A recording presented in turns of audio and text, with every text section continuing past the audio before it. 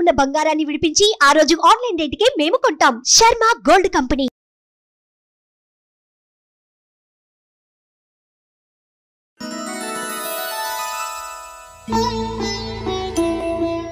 అందరికీ నమస్కారం. శ్రీ క్రోధినామ సంవత్సర ఉగాది శుభాకాంక్షలు. ప్రస్తుతం మనతో పాటు ప్రముఖ జ్యోతిష్యులు, శ్రీచక్రపీఠం వ్యవస్థాపకులు, 2 తెలుగు రాష్ట్రాల ప్రజలకు ఎంతో ఇష్టమైన గురువర్యులు, సుమన్ టీవీ ఆస్థాన ధార్మికులు డాక్టర్ ప్రదీప్ జోషి గారు మనతో పాటు ఉన్నారు. గురుగారు నమస్కారం అండి. శ్రీమాత్రే నమః. గురుగారు, మరి క్రోధినామ సంవత్సరంలో ఏ నదికి పుష్కరాలు వస్తున్నాయి? ఎక్కడికి మేము వెళ్ళి పుణ్య స్నానాలు ఆచరించాలి మరి ఈ సంవత్సరం? ఈ సంవత్సరము మే 1వ తారీఖు రోజున గురుగ్రహము వృషభ రాశి లోపలికి ప్రవేశిస్తున్నాడు. ఎప్పుడైతే గురుగ్రహం వృషభ రాశిలో సంచరిస్తాడో అప్పుడు నర్మదా నదికి పుష్కరాలు వస్తాయి. నర్మదా నది అంటే చాలా మహాద్భుతమైన నది. ఎంత అద్భుతమైన నది అంటే మీ అదృష్టం నిజంగా నర్మదా నదిలో స్నానం చేయాలంటే. ఎందుకోసం అంటే భారతదేశంలో స్వతసిద్ధంగా శివలింగాలు తయారయ్యే నది అదొక్కటే నది, నర్మదా నదులు. నర్మదా నదిలో బాణలింగాలు తయారవుతాయి. ఏ నదిలో కూడా తయారు.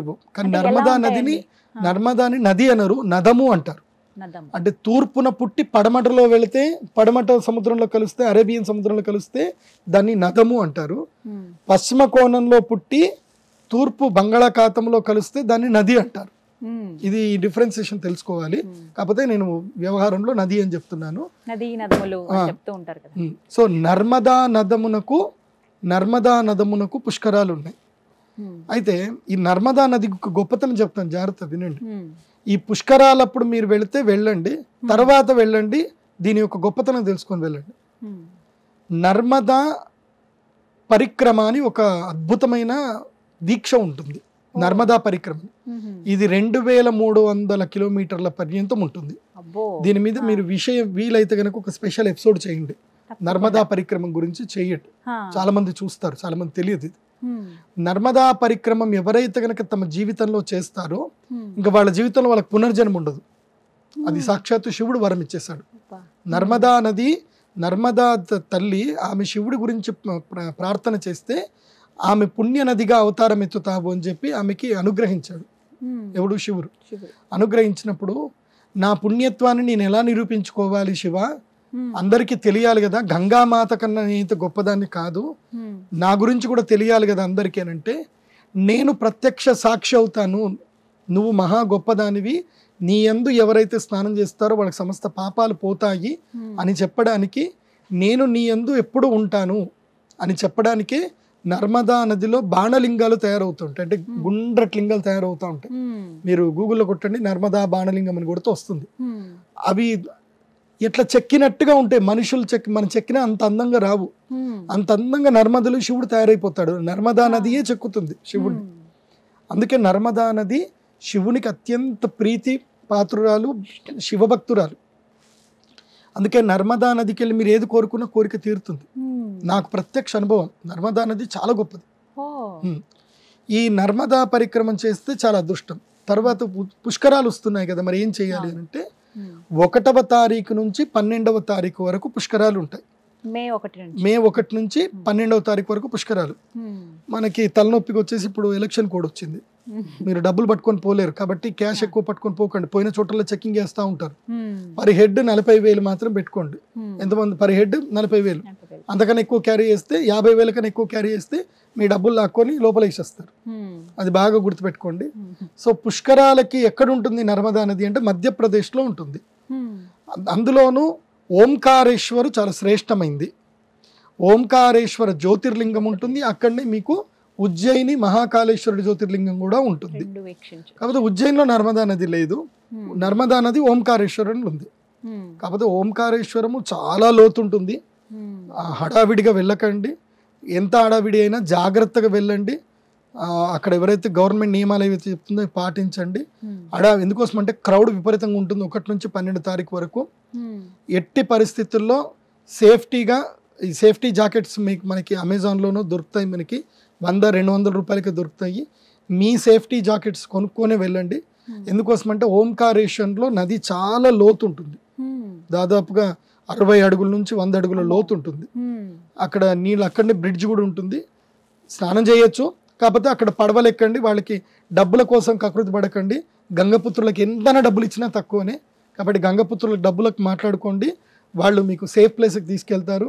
అక్కడ చక్కగా స్నానం చేయండి. తర్వాత వచ్చి ఒడ్డుకు వచ్చేసి ఓంకారేశ్వరుని దర్శనం చేసుకోండి. మళ్ళీ వచ్చి ఉజ్జయిని మహాకాళేశ్వరుని దర్శనం చేసుకొని మళ్ళీ ఇండోర్ ఫ్లైటో లేకపోతే ఇది ట్రైన్ ఎక్కి రండి. అప్పుడు సుమన్ టీవీ కూడా నాకు తెలిసి వీళ్ళు స్పెషల్గా అక్కడ వెళ్ళి మీకు కవరేజ్ కూడా చేస్తారు. బట్ నేను చెప్పేది ఏంటంటే ఈ సంవత్సరం జలగండం అధికంగా ఉంది కాబట్టి జలగండాలు వస్తాయి. కాబట్టి ఒకసారి ఇట్లాగే జరిగింది గోదావరి పుష్కరాలప్పుడు చాగంటి కోటేశ్వరరావు గారు చెప్పారని చెప్పి అందరూ ఒకే దగ్గరికి వెళ్ళారు. ఆ రాజమండ్రిలో ఒకే ఘాట్ దగ్గరికి వెళ్ళారు.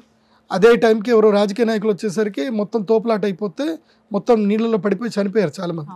సో అలా జరగకుండా చూసుకోండి. అంత కంగారు పడకండి. నది ఎంత పెద్దగా ఉందంటే అది 2000 కిలోమీటర్ల పొడవు ఉంది.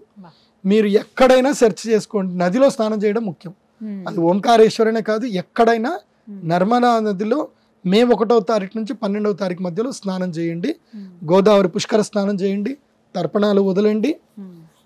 అక్కడ మీ యొక్క పెద్దలు ఎవరైనా ఉంటే వాళ్ళకి పేరు మీద పిండ ప్రదానాలు చేయండి. వెళ్ళేటప్పుడే గోధుమ పిండి లేదంటే రాగి పిండి లేదంటే బియ్యము, అదేవిధంగా ఒక చిన్న స్టవ్, ఈ మధ్య మంచి మంచి దొరుకుతున్నాయి, ఎలక్ట్రిక్ స్టవ్లు దొరుకుతున్నాయి, గ్యాడ్జెట్స్. సో చిన్న ఎలక్ట్రిక్ స్టవ్ తీసుకెళ్ళండి, అక్కడదక్కడనే అన్నం వండండి, మంచిగా చక్కగా పిండాలు చేసి అక్కడ పెట్టి ఆ నదిలోనే పిండాలు వదిలేయండి. పితృదేవతలకి తర్పణాలు తప్పకుండా వదిలాలి. మీరు అక్కడికి వెళ్ళాక దుకాణాలు దొరుకుతాయి అనుకోకండి, ఎందుకోసం అంటే అది బిజినెస్ టైం కాబట్టి ఏది పడితే అది ఇస్తారు. అలా కాకుండా ఇక్కడి నుంచే నువ్వులు, నల్ల నువ్వులు, బియ్యము, అంటే మీరు ఏదైతే పిండం పెట్టాలనుకుంటున్నారో గోధుమలో, జొన్నలో, రాగులో ఏ పిండిలో ఆ పిండి తీసుకెళ్ళండి, లేదా బియ్యం తీసుకెళ్ళండి. అక్కడనే మీ చేతులతో వంట వండి మీ పితృదేవతలకి తర్పణాలు ఇవ్వండి, శ్రాద్ధ కర్మలు చేయండి. అది కాకుండా ఇంకొకటి ఏంటంటే కొంతమందికి తమ ప్రియమైనటువంటి వారు చనిపోయి ఉంటారు, ఎవరైనా అనాథలు ప్రియమైనటువంటి వారు చనిపోయి ఉంటారు, వాళ్ళకు కూడా మీరు పిండాలు పెట్టవచ్చు. సో అలా కూడా చేయొచ్చు. దాని గురించి నేను మళ్ళీ స్పెషల్ ప్రోగ్రామ్ ఏదైనా చేస్తాను, చూడండి. సో నర్మదా నది 2130 కిలోమీటర్ల పరిక్రమం పెద్దగా ఉంటుంది. మీరు ఎక్కడ స్నానం చేసినా అదే పుణ్యఫలం వస్తుంది. ఒకవేళ ఈ మే 12వ తారీఖు వరకు మీరు వెళ్ళలేదు, సంవత్సరంలో ఎప్పుడైనా వెళ్ళి స్నానం చేయండి, ఎప్పుడైనా వెళ్ళి స్నానం చేయొచ్చు, దానికి అంతే పుణ్యఫలం వస్తుంది. కాకపోతే పుష్కర కాలం అంటారు కాబట్టి 1 నుంచి 12 ఇది పుష్కర కాలము, దాని తర్వాత కూడా చేయొచ్చు. కాకపోతే ఒక చిన్న టిప్ ఇస్తాను మీకు, ఇది మిస్ చేసుకోవద్దు. నర్మదా నదికి వెళ్ళినప్పుడు ఒక మనిషికి 5 లీటర్ల క్యాన్ పెట్టుకోండి. 5 లీటర్ల క్యాన్ ఇక్కడ నుంచి తీసుకెళ్ళండి, లేదంటే అక్కడ కొనుక్కోండి. మనిషికి 5 లీటర్లు మనం మోయగలిగితే, మోస్ట్లీ సొంత వెహికల్లోనే వెళ్ళండి. 5 లీటర్ల క్యాన్ తీసుకెళ్ళి ఎవరైతే ఈ ఓడలు ఉంటాయి కదా, గంగపుత్రులు ఉంటారు కదా, చిన్న చిన్న పడవలు ఉంటాయి, వాళ్ళకి డబ్బులు ఇచ్చి ఆ నర్మదా నదికి మధ్యలో తీసుకెళ్ళమని చెప్పండి. తీసుకెళ్ళి అక్కడ నీళ్లు పట్టుకోండి. నర్మదా నది నీళ్లు కంటిన్యూగా రోజుకి 100 ml చొప్పున 48 రోజులు ఆ నీళ్లు తాగారనుకోండి, మీ శరీరంలో ఎంత పెద్ద రుగ్మతలున్నా, ఎన్ని హార్మోన్స్ రిలవెంట్ ప్రాబ్లమ్స్ ఉన్నా, దీర్ఘకాలిక రోగాలు ఏమున్నా పోతాయి. ఇది నాకు అద్భుతంగా జరిగింది. అంటే ఎలా అంటారు, అందులో ఉండేటువంటి ఆ జలం యొక్క గొప్పతనం అది. అందులో మంచి లక్షణాలు ఉంటాయి, మంచి ఆల్కలైన్ వాటర్, అది TDS లెవెల్స్ చాలా బాగుంటాయి. కాబట్టి నర్మదా నది నీళ్లు తెచ్చుకొని రోజుకు 100 ml తాగండి, 100 ml తాగండి. దాంట్లో తులసి దళం వేసుకొని రోజుకు ఒక 100 ml తాగండి. నర్మదా నది జలముకి ఇప్పుడు శ్రీచక్ర స్ఫటిక లింగం ఉంటుంది. నర్మదా నది నీళ్లతో శ్రీచక్ర స్ఫటిక లింగానికి 108 రోజులు ఎవరైతే కంటిన్యూగా అభిషేకం చేస్తారో వాళ్ళకి గృహయోగం అంటే గృహయోగము, వివాహ యోగం అంటే వివాహ యోగము, ఏ యోగమైనా సిద్ధిస్తుంది. ఎందుకోసము? నర్మదకి శివుడు వరం ఇచ్చాడు కాబట్టి నర్మద నుంచి నీళ్లు తెచ్చుకోండి, మీ ఇంట్లో శ్రీచక్ర స్ఫటికలింగం పెట్టుకోండి, రోజుకి 100 ml సరిపోతుంది. అభిషేకం చేయండి, ఇటు అభిషేకం చేసిన పుణ్యము వస్తుంది, ఇటు తాగడం వల్ల ఆరోగ్యము వస్తుంది. పుణ్యము పురుషార్థం రెండు వస్తాయి. కాబట్టి నర్మదా పుష్కరాలని చక్కగా చేసుకోండి. నర్మదా నదికి దండం పెట్టుకోండి. వెళ్ళినప్పుడు ఏమేమి తీసుకెళ్ళాలి చెప్తాను, జాగ్రత్త వినండి. నర్మదా పుష్కరాలకి ఒక చీర, పసుపు, కుంకుమ మంచి ఆర్గానిక్ తీసుకొని వెళ్ళండి. ఆ తర్వాత గాజులు, మట్టి గాజులు తీసుకొని వెళ్ళండి. తర్వాత ఓడి బియ్యం తీసుకోవాలండి. అందులోపల ఒక 4 కుడుకలు, ఖర్జూర పండ్లు, బాదాములు ఇవన్నీ కూడా పెట్టుకొని తీసుకొని వెళ్ళి ఆ నర్మదా నదికి ఒక చాట దాని లోపల ఒక దీపం ఒక దీపం ఎంత, దాంట్లో నెయ్యి దీపం పెట్టి ఒక చాటలో ఇవన్నీ పెట్టి నర్మదాదేవికి వాయినం ఇవ్వాలి. అది అలా వెళ్ళిపోతుంది, అక్కడ మునిగిపోతుంది. అలా నర్మదాదేవికి వాయినం ఇవ్వాలి. అది కూడా అలా ఎలాంటి చీర ఉండాలంటే చక్కటి ఎర్రటి చీర ఉండాలి, లేదా తెలుపు ఎరుపు కలిసిన చీర ఉండాలి. అది ఈ విధంగా ఇవి ఖచ్చితంగా తీసుకెళ్తే మంచిది. కాటన్ చీరలు తీసుకెళ్ళండి, సిల్క్ చీరలు తీసుకెళ్తాం. తిరిగి వచ్చేటప్పుడు మాత్రం ఆ నీరు తెచ్చుకుంటే చాలా నీరు మంచిది తెచ్చుకోండి అంటారు. చాలు, ఇంకేం వద్దు. చాలా చక్కగా వివరించారండి. చాలా మంది ఎదురు చూస్తారు, కొంతమందికి తెలియదు కూడా ఈ పుష్కరాల గురించి. అంటే వేరే ఎక్కడో కదా, మన ప్రాంతంలో కాదు కదా అని అనుకుంటారు. లేదు, ఎక్కడైనా వెళ్ళాల్సిందే. వెళ్ళాలి. నర్మదా నది మనకు పక్కనే, ఇండోర్ ఇక్కడ పక్కనే, తప్పకుండా వెళ్ళండి. నర్మదా నదికి వెళ్ళినప్పుడు నేను చెప్పిన ప్రదేశాలన్నీ చూసిరండి. 1 ఓంకారేశ్వర్ చూడండి, 2 ఉజ్జయిని మహాకాళేశ్వర్ చూడండి, అక్కడ ఘట్కాళి మాత గుడి ఉంటుంది, హరసిద్ధి మాత గుడి ఉంటుంది, తర్వాత శనైశ్వరుడి యొక్క గుడి కూడా ఉంటుంది, అక్కడ క్షిప్రా నది ఉంటుంది, క్షిప్రా నదిలో కూడా స్నానం చేయండి. ఇవి తప్పకుండా ఈ దర్శనాలన్నీ కూడా చేసుకోండి. కాళిదాసు యొక్క గుహ ఉంటుంది, అక్కడ కాళిదాసుకు అమ్మవారు ప్రత్యక్షమైన ప్రదేశం ఉంటుంది.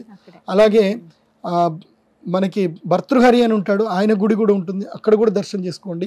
తర్వాత కుజదోషం ఉన్నటువంటి వాళ్ళకి అక్కడ అంగారేశ్వర్ గుడి ఉంటుంది, అది కూడా దర్శనం చేసుకోండి. అందరూ మీ సొంత వెహికల్లో కలిసి వెళ్ళండి. సొంత వెహికల్లో వెళ్తే అన్ని మీరు చూసుకొని రావచ్చు, బాగుంటుంది. మంచి రోడ్డు ఉంది, హైవే ఉంది, ఇక్కడ నుంచి హైదరాబాద్ నుంచి నేషనల్ హైవే 44 మంచిగా వెళ్ళిపోవచ్చు, బాగుంది. మొత్తం మీద నర్మదా పుష్కరాలు వెళ్ళి దర్శించుకుని పుణ్యస్నానం ఆచరించి వస్తే మంచిది. సుమన్ టీవీలో మీ పర్సనల్ అండ్ బిజినెస్ ప్రమోషన్స్ కోసం కింది నెంబర్కి కాంటాక్ట్ చేయండి.